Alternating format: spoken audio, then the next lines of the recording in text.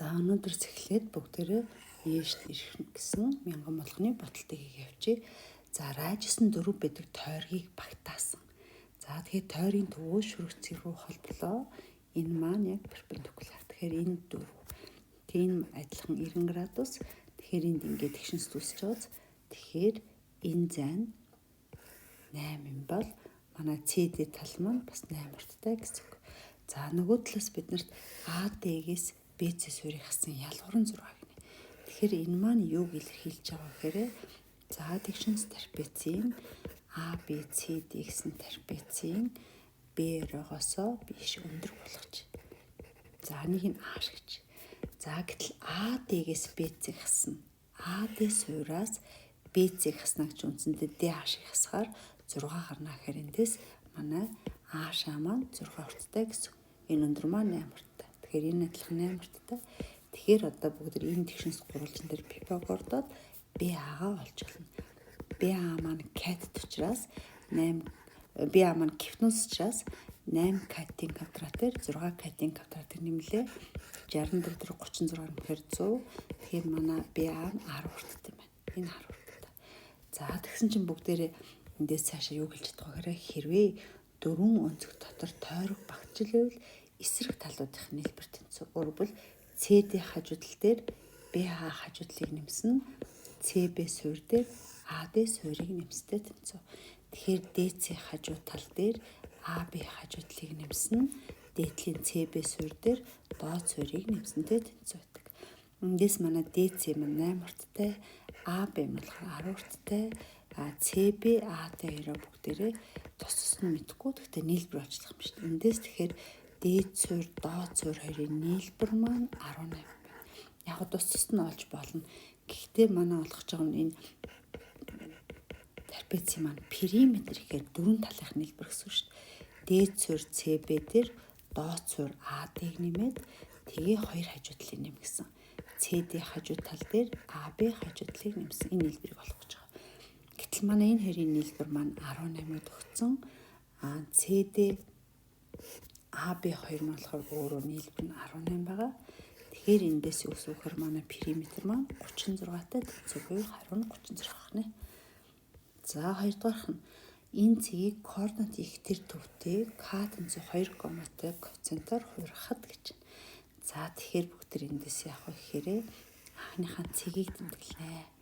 Тэгэхээр А цэг маань би координат ингээд авчих. 3 ба 2 гэсэн координаттай энэ А цэг. А цэгийг координатын ихтер төвтэй хас 2 коматай дээр хуурах гэж байна.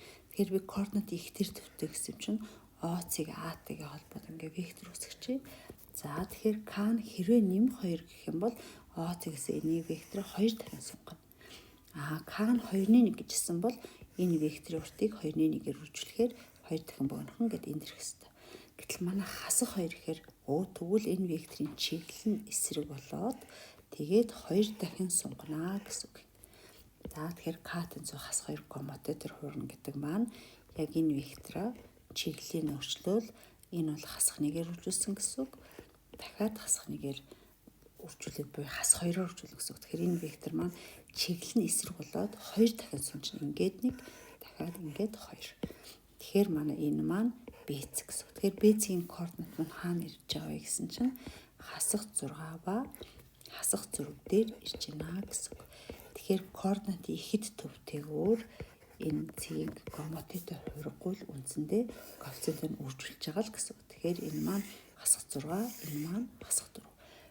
За дараа нь комотид хуурахад BC харин Y тэнхлийн өвдөгчөндөө хуурахад C цэг өссөн. А цэг л яриад байгаа шүү дээ. Тэгэхээр манай А цэг маань 3 2 гэсэн координатаар байсан чинь Y тэнхлийн өвдөгчөндөө хуургана гэдэг маань А цэг энэ дээрээд энэ маань C болж байгаа. Тэгэхээр өөрөөр хэлбэл энийг нэг өвдөгчөндөө хуургалаа. Яг ижил зайд орших энэ тэнхлийн өвд нугалсан гэсэн үг шүү дээ. Энэ маань C цэг юм. За C цэгийн координат маань хэд вэ гэсэн чинь 3 байхад 2 хасах 3 байхад нэмэх 2 гэсэн үг байна. За тэгээ яасан гэсэн чинь үүссэн 3 шинжлэх байгуулах гэсэн. Тэгэхээр би А, Б, С-гээ холболоо.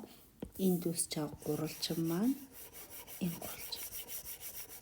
За бүгд хуршин талбайг олохдоо яаж хэлдэг гэсэн чинь суурийн талбайг өндөр хөгжлөөд 2 тоо. Манай суур маань энэ хэд үгсч 3-аас 3-ын хооронд буюу 6 урт би нэг нүдэ нэг жиг авц учраас 6 урттай суурийн урт АЦ-г тэгээд Б бус өндөрх юм. Манайх мохоонс гурвалж учраас эсрэг талыг агуулсан шулуун хүртэлх цай буюу энэ бол манай гурвалжны өндөр. За тэгэхээр гурвалжны өндөр маань энэ зай гэсэн үг шүү дээ. Тэгэхээр энэ манаас 6 нутууц. Тэгэхээр суурийг өндөрөөрчүүлээд 2 тооч. Манай суур маань 6 урттай, өндөр маань 6 урттай. Тэгээ 2 тоохоор манайх 36-г 2 тоолаад талбай 18 бахна. За 3 дахь нь сагсан бөмбөгийн нэг багийн тоглогч.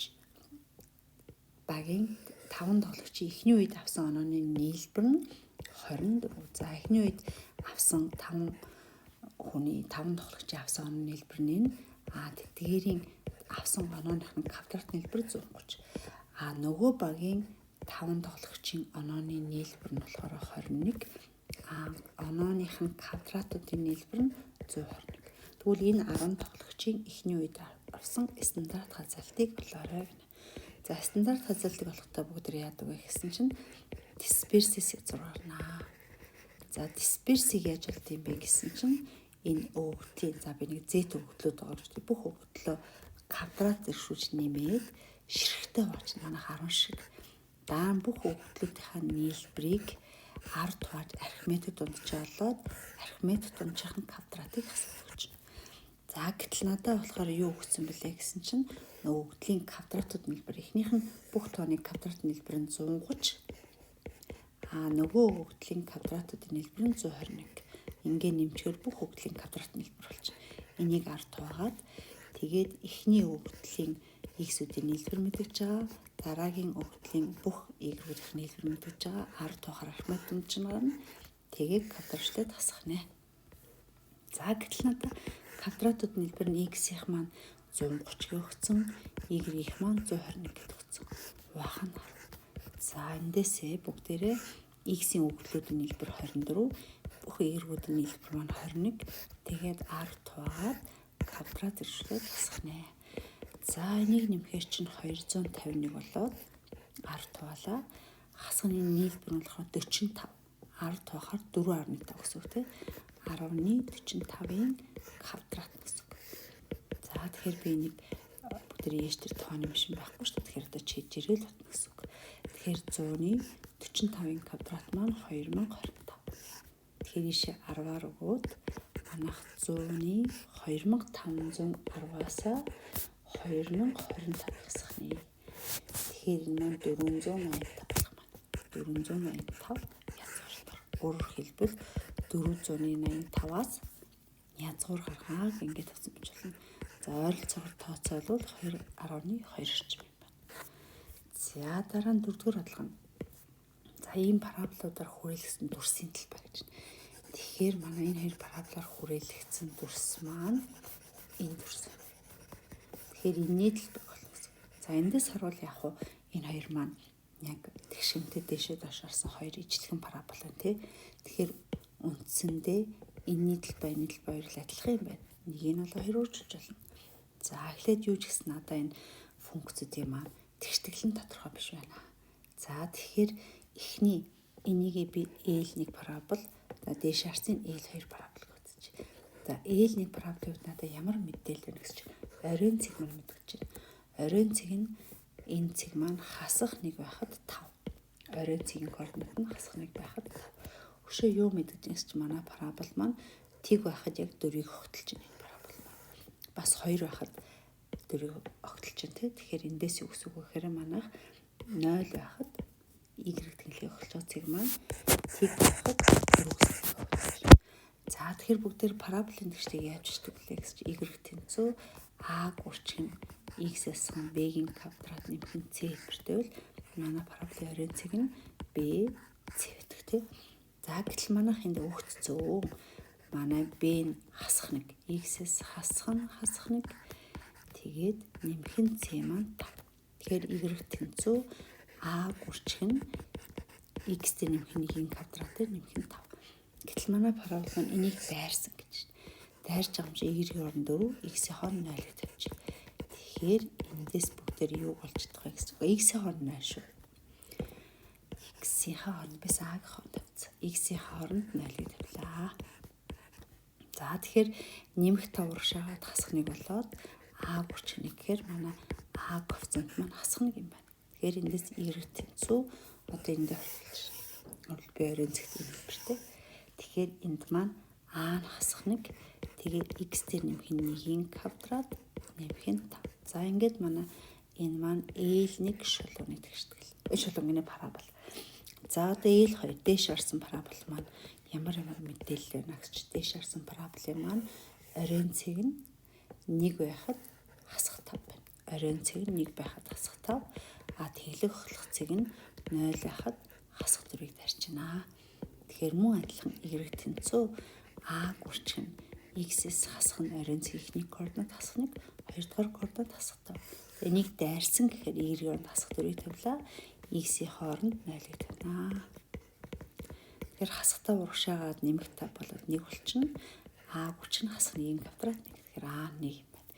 Тэгэхээр манай L2 параболын тэгштэл маань Y тэнцүү хасах нэмэх 1-ийг гүрчих нь энд орлуулна шүү дээ.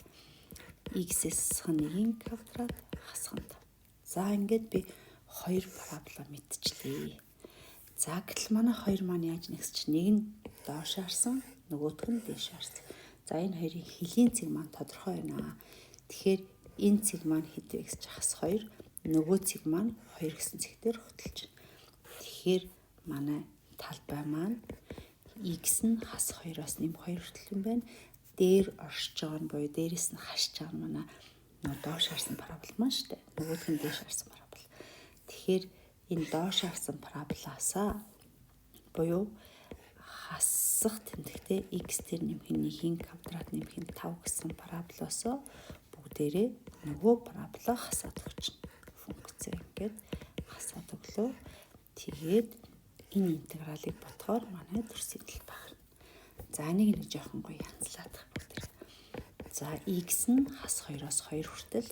Тэгэхээр эхнийх нь хасах X дээр нэмэх нь 1-ийн квадрат нэмэх нь 5 хасах алдаа задлажгаар X-с 1-ийн квадрат хасах нэмэх 5. За эндээс интеграл гарна гэсэн.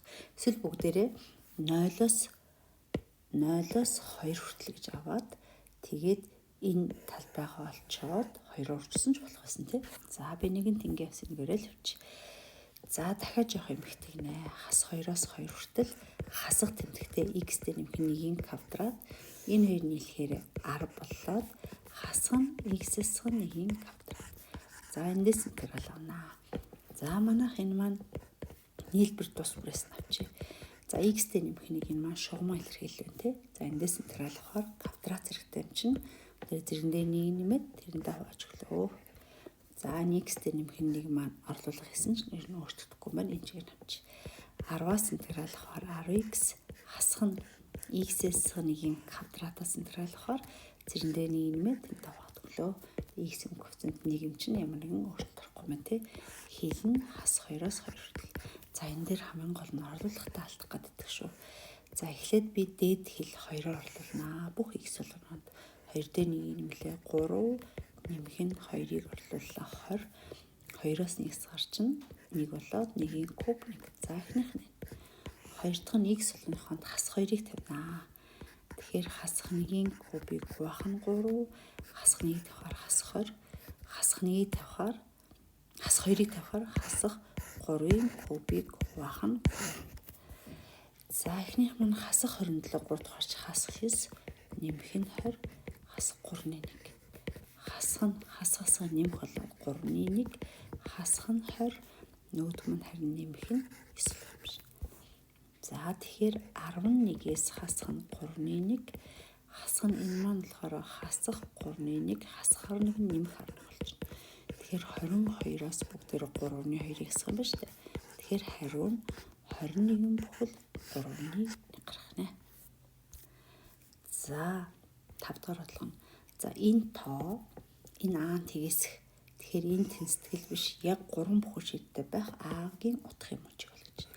За X квадратаас хасах нь А дээр нэмэх нь X хасах нь А тгийс байх. Энэ тэнцэтгэл биш яг 3 бүхэл шийдтэй А тгийсэх гэж.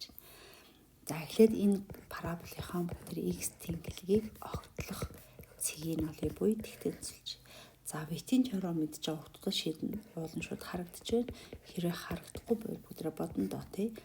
X-ийн коэффициентийг эсрэгээр аваад тэгээд энэ А-гасхныгийн квадрат хасах нь 4-ийг үрчгэн А1 C нь болохоор хасах. Хуваах нь 2-ийг үрчгэн А.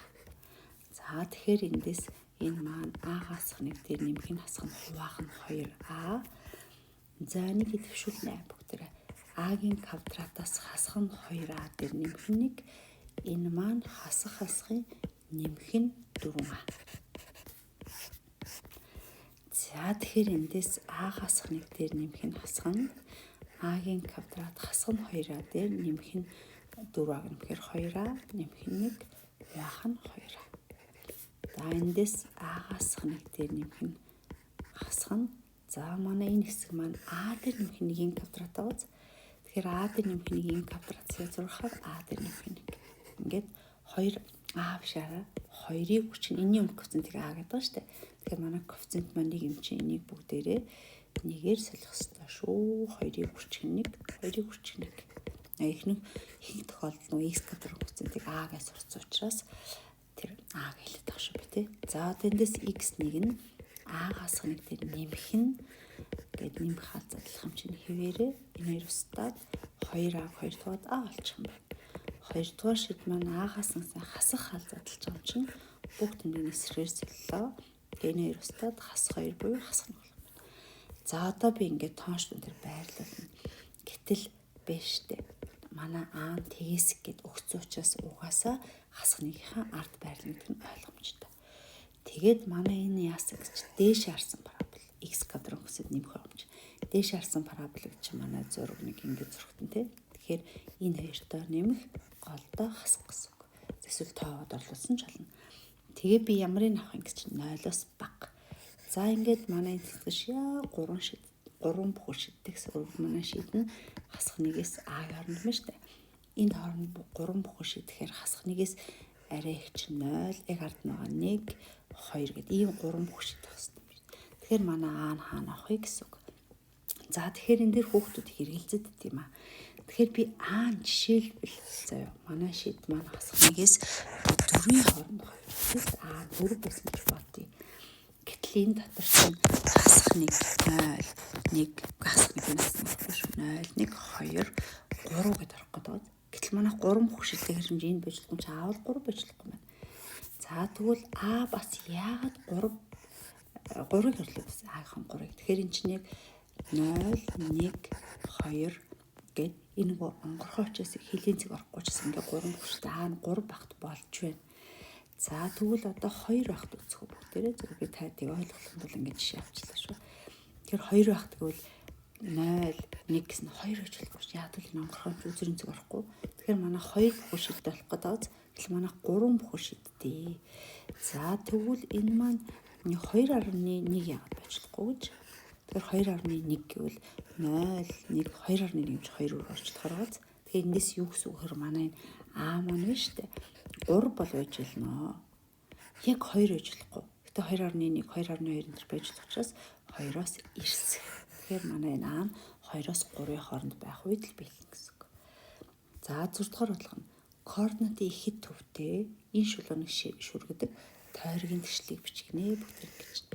Тэгэхээр бүгдээрээ яах юм гэсэн чинь координатын ихэд төвтэй энэ шулууныг шүргэсэн гэсэн. За энэ шулуунаа бичье.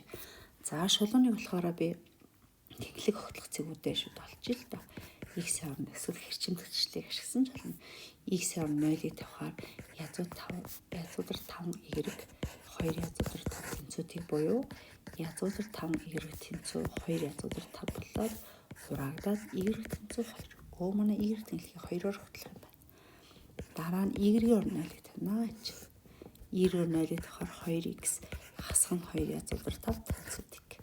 Эндээс x болсон чи язуудар 5. X тэнхлийг язуудар 5-аар хөтлөх юм байна. Тэгэхээр манай шулуун нэг ийм шулуун байна шүү дээ. Тэнхлэг хөтлөх зүгүүдээ олчлоо. Эсвэл бүгд энийг яаж болох вэ гэсэн чинь 2x дээр нэмэх нь язуудар 5y тэнцүү нөгөө тишээ гаргаад 2 талын 2 язуудар 5 хуваачи. Тэгэхээр эхнийх нь x-ийг хох нь язгуур 5 болоод хоёр дахь нь язгуур 5-д нустахаар юм болоод арийнх нь хөлчнө. Тэгэхээр манай эн чинь x тэнхлийг огтлж байгаа зэрэг язгуур 5 юм байна. Нөгөөх нь y тэнхлийг 2-оор огтлж ингээд тодорхойлсон ч болно. Тэгээ одоо бүгд яах юм гэсэн чинь энэ цэг төвтэй тэгээд энийг шүргсэн ийм тойрог гэж чинь шүргсэн гэж юм чинь тойргийн төвөөс шүргэлтийн цэг рүү татлаа юм нэг манай радиус. Тэгэхээр би энэ радиусыг олчод тойрог нэштэй биччихнэ дээ. Тэгэхээр нөгөө талаас энэ r маань юу юм гэсэн чинь о цэгээс шулуурх зай олдог томьёог ашиглаж болно. За тэр томьёогоо санахгүй байвал би энэ гурвалжнаа зүгээр энд нь жоохон ингээд том зурч. Орбол энэ зайны язгуур 5, энэ зай нь 2, тэгээд энэ r гэсэн. Энэ r-ийг л би олох зорилготой байна гэсэн үг. За тэгэхээр би энэ гişин суулжин дээр энэ гипнозын c гэж. За c маань гипноз учраас 2 катетик квадратыг нэмээд гипноз олно. Тэгээд 4-д нэмэх нь 5 болоод c квадрат нисгэр манай c тал нь 3 байна. За c тал нь 3 ч одоо би эндээс энэ 3 талбайгаас 3 талбай бол 2 катетик үржүүлээд 2 тугаар. За 2 катетик үржүүлээд 2 тугаар манай 3 талбай гарна.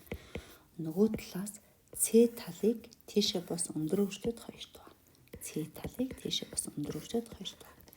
За хоёрууд нь адилхан чураагаад 2 язгуур 5 тэнцүү c маань 3 тэгээд r. Эндээс би r-ийг олсон чинь манай r маань радиус маань 2 язгуур 5-ыг авах нь 3 юм шүү дээ. Тэгэхээр одоо бүгд яах болж байгаа гэсэн чинь 0 0 гэсэн цэг төвтэй ийм радиустай тойрог нэршлэгч юм ба шүү дээ. Тэгэхээр x-с хэн тойргийн эхний координат төвийн y-с хэн тойргийн 2 дугаар төвийн 2 дугаар координат тэнцүү радиусын квадрат ингэж тойрог нэршил бичдэг тийм. Тэгэхээр x-ийн квадрат дээр нэмэх нь y квадрат тэнцүү радиусын квадрат 2 язгуур 5-ыг хуваах нь 3-ын квадрат буюу 3-ын квадрат 9, 2-ын квадрат 4, язгуур 5-ын квадрат 5. Тэгэхээр манай тойргийн тэгшлэлийг бичгүүл энэ байна. Тойргийн тэгшлэл радиусыг олбол энэ байна. За дараагийн бодлого. Сачин бүгдээр 6 дугаар бодлогосон дээ. За 7. За 7 болохоор гинэ. Уут нь 2 улаан 3 цагаан бөмбөг байна. Тэгэхээр биднэрт нэг 2 улаан 3 цагаан бөмбөг. За ингээд бүгд нь 5 бөмбөгтэй. За тэгээд уутнаас санамсруугаар 2 бөмбөг сунгаахад гарч ирсэн цагаан бөмбөгний тоог нь x гэсэн юм шүү. Тэгээ x-ийн дисперсийг бол. За тэгэхээр x тэгээ харгалзах магадлал. За манай энэ x шүү дээ. Гарч ирсэн цагаан бөмбөгний тоо гэсэн. Би чинь 2 бөмбөг сунгаавч байгаа юм чинь цагаан бөмбөг гарч ирэхгүй ч магадгүй. Цагаан бөмбөгний шигэж магадгүй. Хамгийн ихтэй цагаан бөмбөг 2 шигэж л шүү дээ. За одоо бидгүүл цагаан бөмбөг юусоо гарч ирэхгүй байх магадлал байна. Бүгдэр яаж алгасч энэ 5 бөмбөгнөөс 2-ыг сонгож авч байгаа. Тэгээд цагаан гарч ирэх үгд чи юу гэсэн 2 улаанаас 2 нь хатарсан юм шиг. За C2-оос 2-ыг сонгох чинь 1, C5-аас 2 ч юм болохоор 5-ын факторалыг авах нь 5-аас 2-ээс 3, тэгээд 42-ын факторал. Энийг 3 дэх тооны үрж тураачаар 4, 5-ын 20 хуваах нь 2. Тэгэхээр 20-ыг 2-д байхаар 10 боломжтой. Тэр дотор 1 шиг юм ба шүү. За дараа нь бүгд яах юм гэсэн цагаан бөмбөг яг 1 шиг гарч ирсэн. За яасан гэж 5 бөмбөгнөөс 2-ыг авсан чинь би 2 цагаанаас 1 гарч ирээд эсвэл 2 улаанаас 1, 2 цагаанаас 1. Тэгээ би 2 бөмбөгт олж авахгүй. Нэг нь цагаан, нэг нь улаан, нэг цагаан гарч ирсэн. За C5-аас 2-ыг бүдрүүлсэн чинь 10 гарсан. 2-оос 2 улаанаас 1-ийг 3 цагаанаас 1 шүү. 2 улаанаас 1-ийг авах боломж 2, C3 цагаанаас 1-ийг авах боломж 3. Тэгэхээр 10-6. Тэгэхээр энд 11, энд 11-6. За даа нь 2 улаан гарч ирэх. 2 улаан бол x-ийн 2 буюу 2 улаан гарч ирнэ гэдэг нь 5 бөмбөгнөөс 2-ыг авсан чинь надаа улаан чинь 2 шиг л байгаа шүү дээ. Ингээ улаан биш одоо андуурсан шүү цагаан бөмбөг. Тэгэхээр надаа хоёулаа цагаан гарсан чинь 3 цагаанаас 2 нь гарч ирсэн гэсэн. C3 цагаанаас 2-ыг сонгох боломжийн тоо. Тэгэхээр энд 10 шиг C3-аас 2 нь 3. За эсвэл сүүлийнх нь бодохгүй ч болно те. Яагаад бодохгүйгээр эндээс яаж олж болох гэсэн хэрэг нийт магадлалууд нь 1 байх хэвээр. Энэ хоёрын нийлбэр 17 юм чинь энэ 13 гэдээ олцсон ч болох хэвээр. За одоо бүгд эндээс дисперсийг олох гэдэг. За дисперсийг бүгдээр ер нь яаж болдго юм бэ гэсэн чинь дисперсийг болохдоо x квадратынхаа математик дунджаасаа математик дунджийнхаа квадратыг хасаад өгнө. За одоо тэгэхээр математик дундч маань юу юм бэ гэсэн чинь за одоо математик дундч болъё. За математик дундч маань би ингээд тархалтын үсэгтэй байгуулсан. За харгалзах x-ийг харгалзах магадлалаар үржлээд харгалзах x-ийг харгалзах магадлалаар үржлээд нэмдэг. Өөрөвл 0 байх магадлал нь 11 юм байна. 0 буюу 1 цагаан гарчгүй 1 цагаан гарчих магадлал нь 16 юм байна. 2 цагаан гарчих магадлал нь 11 3 юм байна гэд математик дундч болж. За энэ маань хэд гарах юм гэсэн чинь 16 дээр нэмэх нь 16 гээд 12. За би хураахгүйгээр дараа нэг сураач. За дараа нь x квадрат гэхэр манай энэ утгууд нь харгалзах утгууд нь л энэ квадрат гэж үүсдэг. Тэгэхээр эндээс 0-ийн квадрат нь 11, 1-ийн квадрат нь магадлал нь 16, 2-ийн квадрат нь магадлал нь 13. За энэ математик дундчаас юугаар ялгаатай гэсэн чинь зүгээр x-ийн квадрат гэхээр яг харгалзах x-эл квадрат гэж тавьчих жааз. Тэгэхээр 0, 16, өчн 4-ийн 3 тэгэхээр 12, тэгэхээр 18. За одоо тэгсэн чинь бүгдээ яасан гэж x квадрат нь x квадрат нь 18, математик дундч нь 12. Энийг квадратыг хасч өгнө гэсэн үг. Тэгэхээр 18-аас хасах нь 100-144. За би хураахгүйгээр бит та сүүл нь хураач те. Энэ дараа үргэлжлэхээр 100-180-аас хасахаар 36. Тэгэхээр магадлал нь хариугаа ингээд тавьж болно. Эсвэл 4 тураалаа энд 25-ны 9 тавьж болно. За тэгэхээр 25-ны 9 гэдэг хариуг сонгох юм байна гэсэн үг. За 8 дугаар болгоно сүүл үед яаш дээр байнга хийсэн бодлого те. За ABC параллелограммын BC талыг EC 2 3 хацаатай байна. Өөрөөр BE нь 2 хэсэг байхад EC 3 хэсэг. Тэгэхээр параллелограмм юм чинь эсрэг талууд нь юм чинь энэ 5x бол манай А векторын уртын хэмжээр бол 5 хэсэг юм байна. За тэгээд ингээд энэ диагоналтай энэ огтлж байгаа энэ цэгийг нь m гэж нэрлээд надаа А вектор нь А гэдэг өгчөж энэ вектор надаа өгсөн А гэдэг шүү ОЦ вектор нь С гэдэг өгсөн. Тэгээ бүгдээрээ ОМ векторыг энэ хоёрын А вектор илэрхийлэх юм байна. За тэгэхийн тулд би эхлээд юу анзаарваа гэхээр энэ хоёр гурвалжин хоорондоо параллел төсөөтэй. Яг бол параллелограмм чинь ОА С2 параллел байгаа шүү дээ. Параллел шулууны 3 шулуунаар огтлоход тусаж байгаа энэ дотоод солбосон өнцгүүд тэнцүү. Тэгэхээр эндээс юу хэлэх вэ гэж энэ гурвалжин маань энэ гурвалжиндаа төсөөтэй юм байна. Төсөөтэй юм бол яг энэ өнцгийн эсрэг тал нь 5x, энэ өнцгийн эсрэг тал нь 3x юм чинь төсөө харьцаа нь 5 3 харьцаатай юм байна. Тэгвэл энэ нэг зураастыг эсрэг тал энийг би 3 эргэжүүл яг энэ нэг зураастыг эсрэг маань 3 5 эрг болж таарах. За энэ хоёр харьцаа мэдчихлээ. За тэгээ би яах гэж байгаа гэсэн чинь ОМ вектор болох гээд байгаа шүү дээ. За ОМ векторыг яаж олж болох вэ гэхээр за нэг юу янз янзаар олж болно. За эсвэл энэ хоёр харьцаагаа олчоод би шууд энэ гурвалжнаас олсон ч болно шүү. Тэгээд энийхээ харьцааг олсон ч болно тий. За би эндээс бас энийг ингэж хич болно. Энэ нэг 3 z юм бол энэ нэг 5 z чүг ингэсэн ч болно. За нэгдүгээрт би ОМ-ийг шүү дээ яах вэ гэхээр энэ маань ОЕ гэсэн векторыг энэ 5 энэ 3 бод 8 хуваасны 5 хэсэг. ОЕ векторыг 8 хуваасны 5 хэсэг. За одоо 8-ны 5 гэснээр ОЕ маань юу юм болоо гэж ОЕ маань за би энэ ОЕЦ гурвалжин дээрс гурвалжны төр мөрчиж ОЕ гэсэн гурвалжны 3 тал нь С-ээр уучраас гурвалжны дөрмээр ОЦ дээр нэмэх нь СЕ. Эсвэл таажууд ОЕ-ийн донд С2-ыг хийсэн гэсэн ч болно. За эндээс ОЦ манайда С гэдэг өгсөн юм аа. За СЕ маань юу юм гэсэн чинь СЕ маань манай СБ векторыг 5 хуваасны 3. Тэгэхээр би СЕ-ийг юу ч гэдэг чинь СБ векторыг 5 хуваасны 3. За 5 хуваасны 3 болсон. За одоо эндээс би дараа нь явах гэсэн чинь энэ 8-ны 5-ыг өрчих нь С вектор нэмэх нь CB гэдэг маань үгүй CB-ийн 5-3 гэсэн шүү дээ. CB маань юу гэж манай ОА-тай тэнцүү. Тэгэхээр эндээс CB-гээ би ОА-гаар суулжлах нь шүү дээ. Тэгээд 5-3.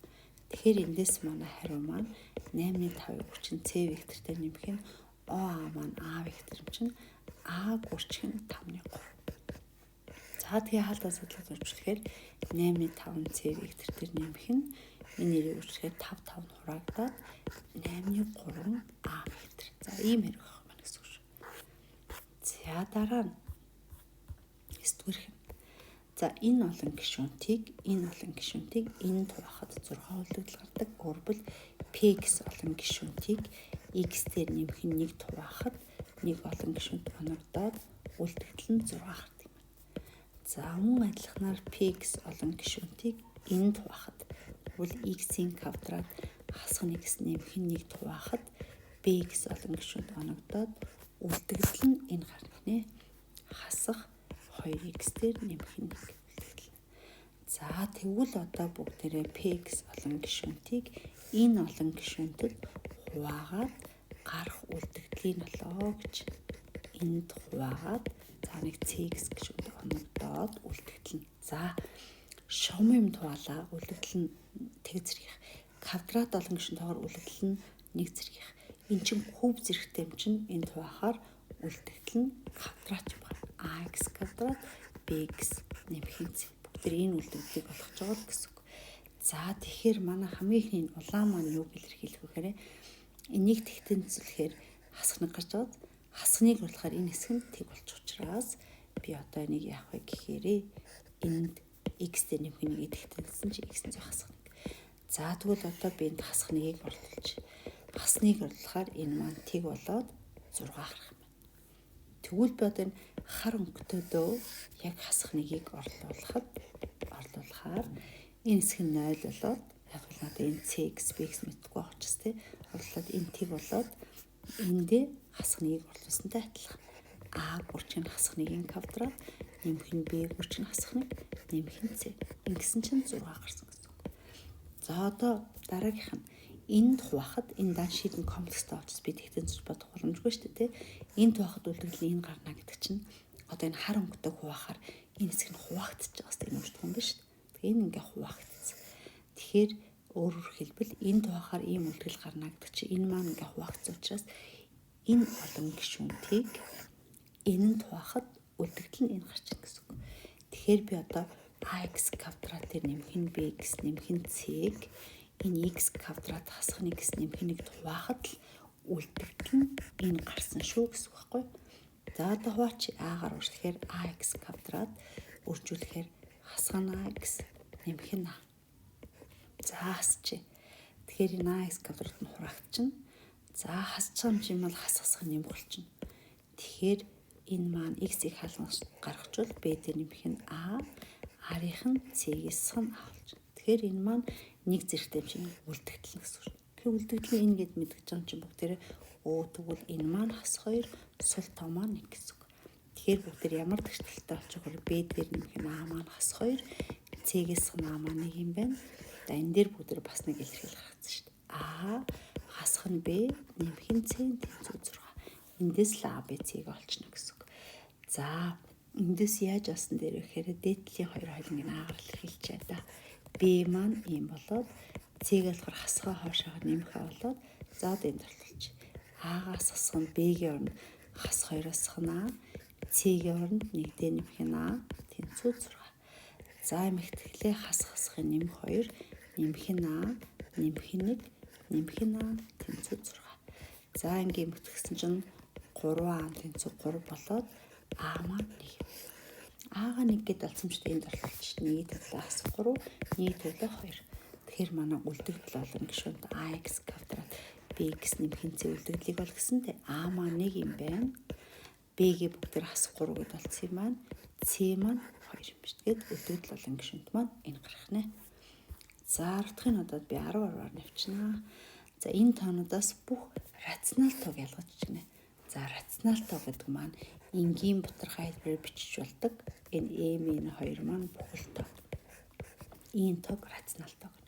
P чинь төгсгөлгүй уйгүй бүгд энгийн дотроо бич болохгүй ч энэ бол рационал тоо биш. 2 гээд 0 бол ахир үед доторхой маань бүгд энийг хаалтан доторгоо тооны тоо тоочод энгийн дотроо бичүүлж дээ. Энэ бол рационал тоо. Хасах 4.5 чинь бүгд хасах 4 бүхэл 10.5 энгийн дотроо бичүүлж дээ. Энэ бол рационал тоо. Язгуудар 16 чинь 4 гэхэд би энийг 4-ийг бахан 1 гэж бичиж дээ. Энэ бол рационал тоо. Язгуудар 7 бол төгсгөлгүй уйгүй бүгдээр ийм хэлбэр тавьж чадахгүй учраас энэ бол иррационал тоо. Тэгэхээр манай зөв хариу нь энэ 3 байх нэ.